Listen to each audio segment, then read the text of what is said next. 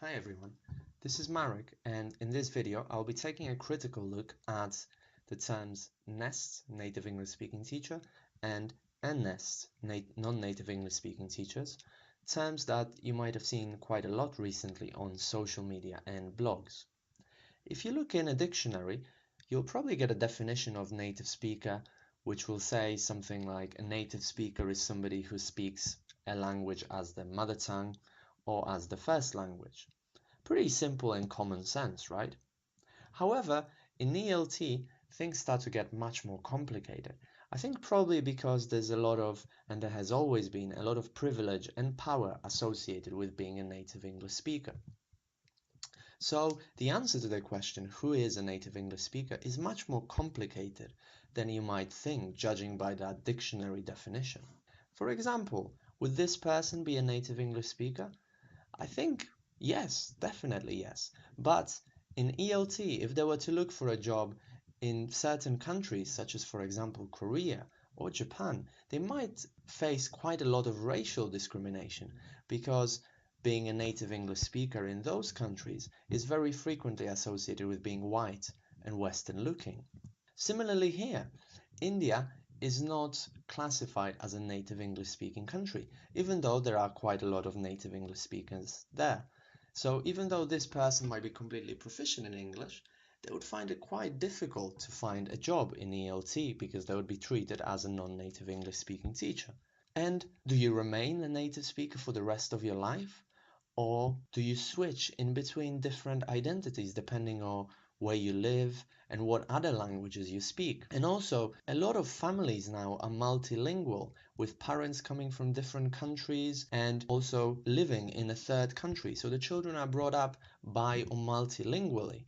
Are they a native speaker? And can you become a native speaker by the virtue of your complete proficiency in a language? Why or why not? And another thing to think about is that English is an incredibly diverse language.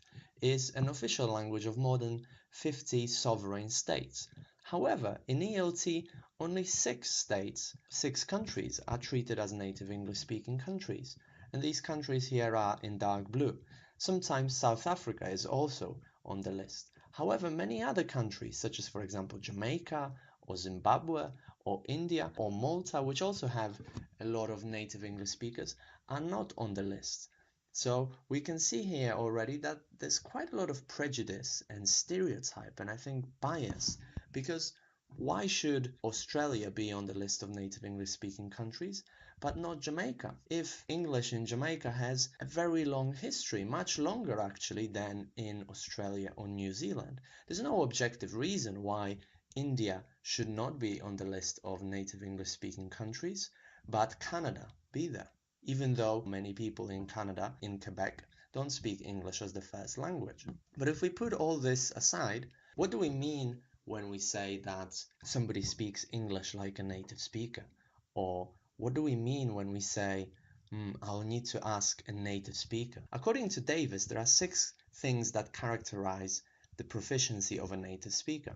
These are early childhood acquisition, intuition about grammar, capability to generate spontaneous and fluent discourse, to write creatively, to translate into the first language, and a creative communicative range.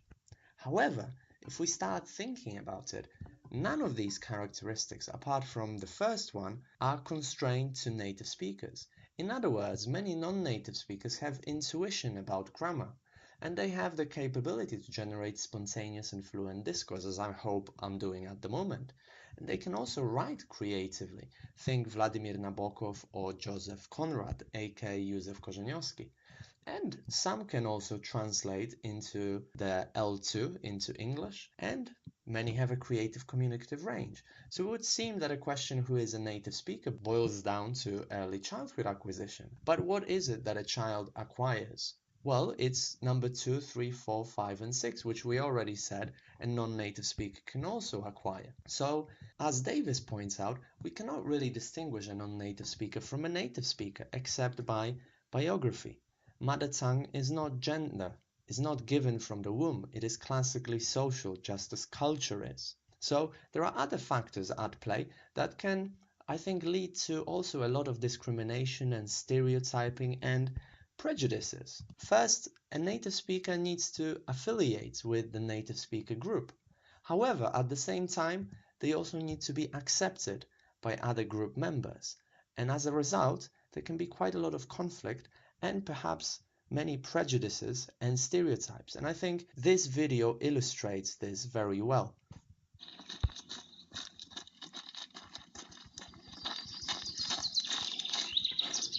Hi there. Hi. Nice day, huh?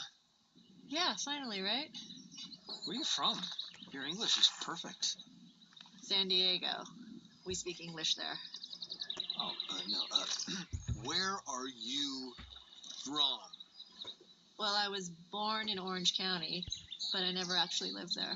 I mean before that. Before I was born. Yeah, like, well, where are your people from? Well, my great-grandma was from Seoul. Korean. I knew it. I was like, she's either Japanese or Korean. The video might seem funny to you, but such situations are commonplace, especially in English language teaching, where, as I said, being a native English speaker is associated with being white and Western looking very often, and on top of that, you have to come from a very narrow set of 6 or maybe 7 countries. And some of the problems with the two labels are that they are subjective and divisive. They are also very simplistic and dichotomous, because I think for a lot of us who speak many different languages, it's very difficult to think of ourselves in these binary terms, native or non-native speakers. And they are assumed to be fixed straight, but your identity is never fixed. It continuously changes and evolves, especially as you're learning other languages and as you're switching in between languages, moving to other countries, and teaching other languages. And also, the problem is that the non bears negative connotations, while the NEST, the native English speaker, has been idealized as the ideal teacher, ideal model of language, ideal model of unaccented and perfect pronunciation, and so on. Also, as I think I've shown you so far, very often who is a native English speaker is based on stereotypes and prejudices. And these two terms can be used to discriminate individuals. And I think very importantly, there are absolutely irrelevant recruitment criteria for English language teaching. And I think very often they can decrease the value of professionalism in our industry, because what happens is that people get hired solely for being a native English speaker. So they obscure the value of teaching skills, qualifications, and experience. As a result, people have proposed alternative terms, and I think it's high time in ELT we started using these terms, especially in job ads and in professional ELT discourse.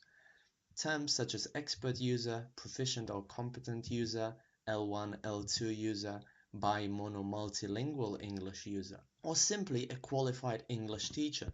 As I said, being a native English speaker is really irrelevant here. And when it isn't possible, I think Adrian Holiday's suggestion to use the native and non-native speakers in inverted commas to show that they are subjective and often based on prejudice, I think it's also a very good suggestion. So if you're interested in further exploring this issue, then take a look at my online teacher training courses. The course Going Beyond the Native Speaker Model in ELT explores these issues in much more detail, and you can find it on teflequity.com/teacher training. So take a look at that if you're interested. And I think ultimately, I hope that these two terms might finally become irrelevant and disappear from job ads and from professional ELT discourse, whether you're a native or non-native speaker. Let's unite against discrimination, build bridges, not moats, and work together towards professional equality in ELT. So if you want to get in touch, here are my contact details, and as I said, the training courses that I run can be found on teflequityadvocates.com/training courses and also on teflequitycourses.teachable.com. So thanks a lot for listening, and thanks a lot to Rob Howard and EFL Talks for giving me the chance to give this talk.